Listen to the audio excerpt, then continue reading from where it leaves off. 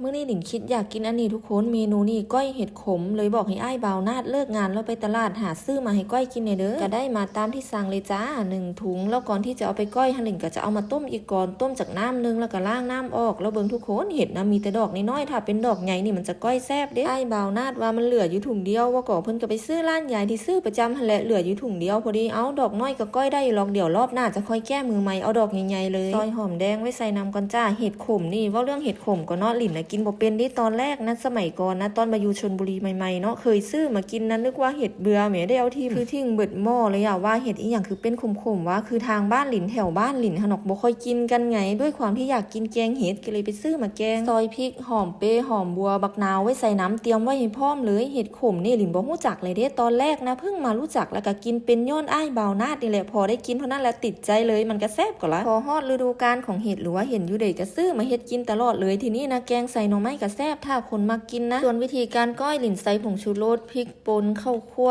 น้ำปลาปลาล่าบักนาวแล้วก็เครื่องที่ซอยไว้บางหั่นมีหอมเปหอมบัวหอมแดงบักพริกใส่ลงไปทีเดียวแล้วก็คนพร้อมกันเลยเดี๋ยวหลินขอคนก่อนแป๊บนึงเด้อจ้าคือเมนูนี่นะหลินอยากกินแห้งก็ยังว่าเห็นเขาเฮ็ดกินก็อยากกินน้ำเขาก็เลยต้องจัดนี่ละกินกับข้าวเหนียวแซ่บๆให้สมอยากก็นะเสียดายแต่เห็ดมันดอกน้อยนี่แหละถ้าได้ดอกใหญ่น่าจะแซ่บกว่านี้นี่เสร็จแล้วจ้าก้อยเห็ดขมตอนกินนี่แซ่บมากๆแทบจะบ่รู้สึกขมเลยแต่พอกินน้ำเท่านั้นละรู้สึกขมขึ้นมาทันทีจ้ามันจะขมตอนที่เขากินน้ำก่อนป้าทุกคนเสร็จแล้วไปกินข้าวกันจ้าก้อยเห็ดขมแซ่บๆเมนูคิดยาก